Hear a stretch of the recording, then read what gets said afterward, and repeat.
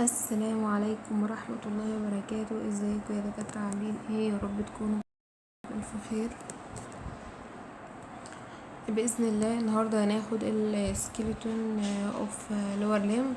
طبعا احنا كنا خدنا فيهم الهيب والفيمر. بإذن الله النهاردة كملوا الفيديو لغاية الآخر عشان تستفيدوا اللي احنا هنقوله، تعرفوا الأسئلة في الكلام ده هتيجي ازاي، والنظام العملي شكله ايه، وتستفيدوا الاستفادة الكاملة يعني لما تتفرجوا على الفيديو بالكامل ان شاء الله. تمام. طبعا هناخد بقية البونز بتاعة اللور ليم. هنكمل وناخد البونز اوف ليج والفوت، ونبدأ بسم الله. اول حاجة معانا عظمتين مهمين جدا، بونز اوف ليج اللي هما التيبيا والفيبولا، او بالعربي اسمهم القصبة والشظية. التيبيا دي اللي هي القصبة، العظمة الكبيرة اللي بتتحمل وزن الجسم، دي بتكون ناحية الميديال. الفيبولا دي عظمة ضعيفة، بتكون ناحية برا، ناحية اللاترال، ومتتحملش وزن الجسم، يبقى مين اللي شايلة وزن الجسم؟ هي التيبيا. تمام. ندخل بعد كده على هناخد منظر علوي كده يوضح لنا التيبيا من فوق. اول حاجة عندنا في التيبيا من فوق من قدام كده في بروز مهم جدا سميناه على اسمه تيبيال تيوبروزيتي. ده بروز مهم جدا موجود في التيبيا من فوق. تمام. وفي انتركوندايلر اريا. يعني ايه انتركوندايلر اريا؟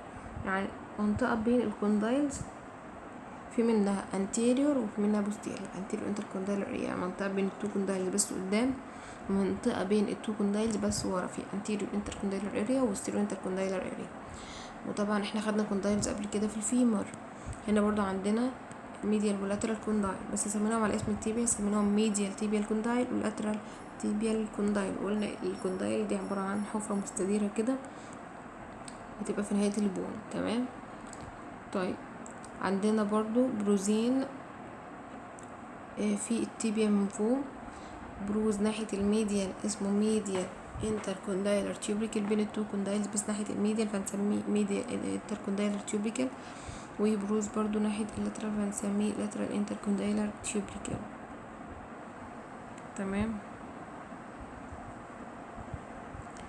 بعد كده هناخد منظر امامي anterior view للتيبيا، يوضح لنا الفيتشرز بتاعت التيبيا من قدام.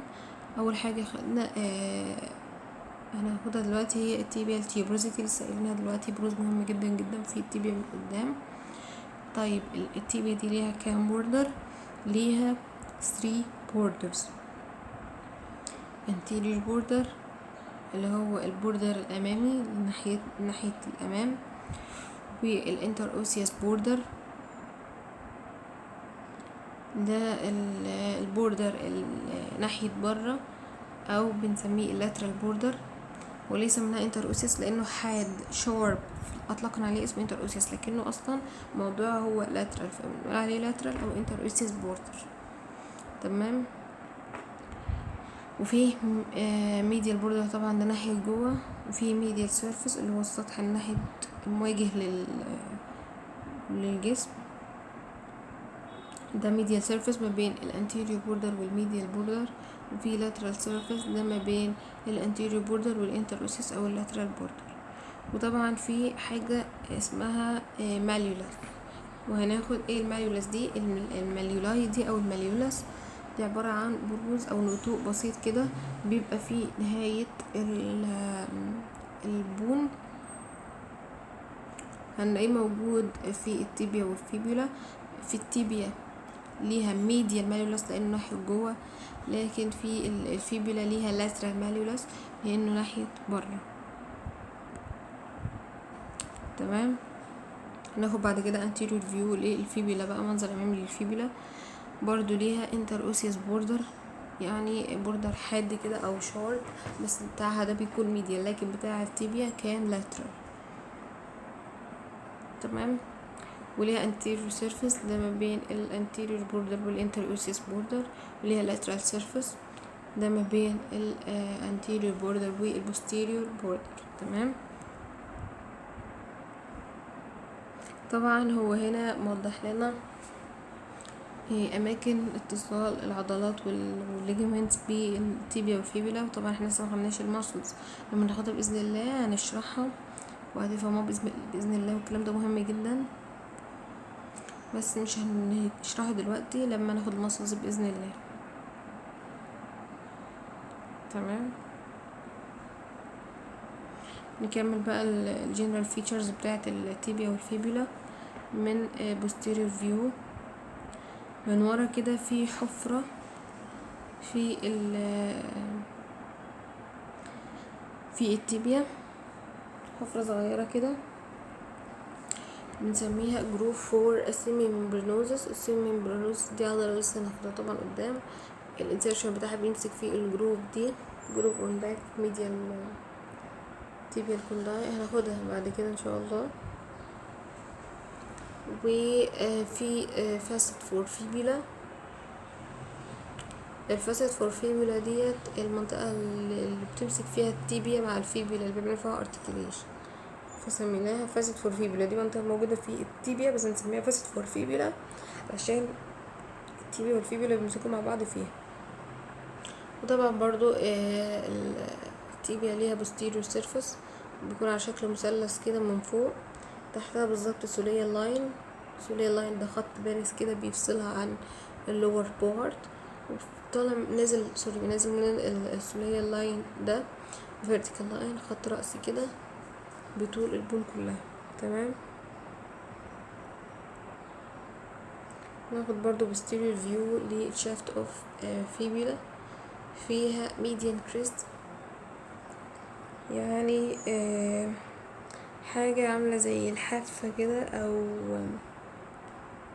بوردر شارب كده ناحية الميديال، فبنسميه ميديان كريست. وليها posterior surface طبعا برضو posterior border ناحية ورا، وليها زي ما قلنا ان التيبيا ليها medial malleolus، برضو الفيبولا ليها lateral malleolus ناحية برا، وليها ناحية جوه حاجة اسمها ماليولار فوسا، دي عبارة عن حفرة زنطوطة كده. تمام، ده رسم راديوجراف او اكس راي للمنطقة بتاعة الني جوينت. طبعا الرسمة دي مهمة جدا، والرسومات الجاية كلها مهمة جدا، ركزوا فيها كويس لانها مهمة في العملي وفي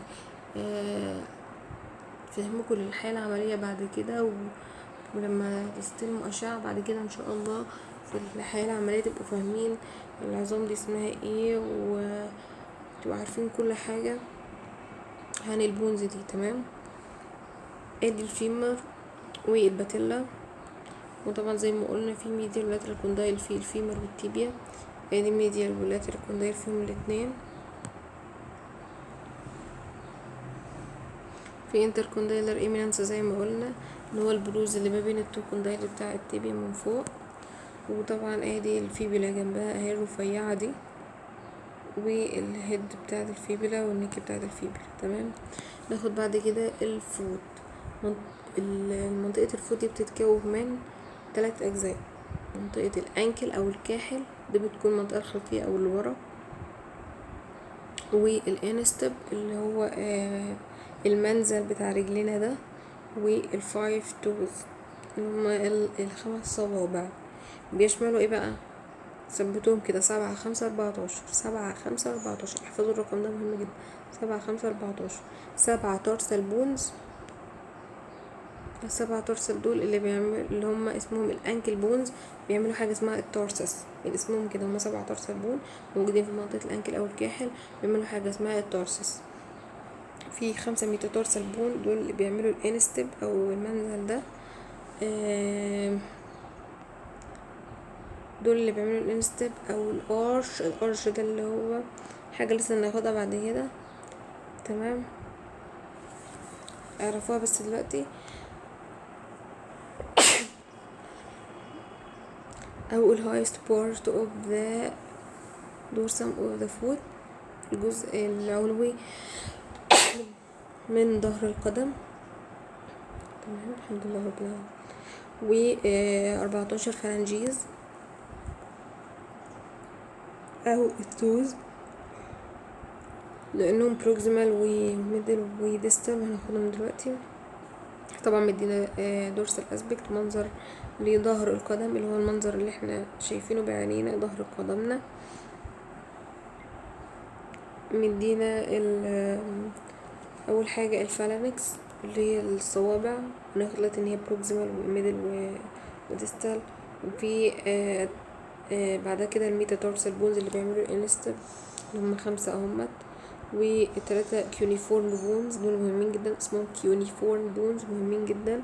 في ايه هما 3 ميديال وانترميديت ولاترال. ناحية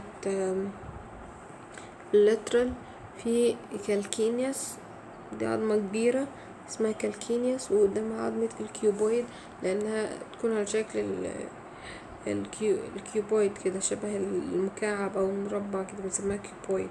والتيلس دي ناحية الميديال، وقدامها نافيكولار، عظمة النافيكولار دي شبه المركب كده. الكلام ده مهم جدا، ركزوا فيه عشان الكلام ده بيلخبط. الميديال واللاترال، الميديال التيلس قدامها النافيكولار، انما اللاترال كالكينياس كيوبويد، الكينياس ورا قدامها كيوبويد. تمام. هنا برضو نفس الكلام، بس ده بلانتر اسبكت، منظر لبطن القدم او السول اوف ذا فوت. بلانتر ذا فوت او السول اوف ذا فوت هي نفس المعنى. تمام. برضو هنا هو اول حاجه مشاور لنا عليها هي الكيونيفورم بونز اللي هما الميديال والانترميديت واللاترال زي ما احنا قلناهم. وطبعا ناحيه الميديال في النافيكولار اهيت، ووراها التيلس، وناحيه اللاترال الكبيره اوي دي الكالكينياس، وقدامها الكيوبويد. تمام. هنا برضو الرسمة دي مهمة جدا، الكالكينيس والكيوبويد هما ناحية اللاترال، والتيلس والنافيكولار ناحية الميديال، وقدامهم ال3 كيونيفورم بونز ميديال ولاترال وانترميديت كيونيفورم. وبعد كده الميتاتورسال بونز اللي بيعملوا الانستب 5. تمام. والفالنجيز عندنا ميدل و بروكسيمال وديستال فالنجيز. البروكسيمال دي لانها ناحية الجذع الاقرب للجذع بنسميها بروكسيمال فالانكس، والميدل فانها تتوسط بين البروكسيمال والديستال فالانكس، والديستال فالانكس سميناها بالاسم ده لانها الابعد عن الجذع النصف. تمام.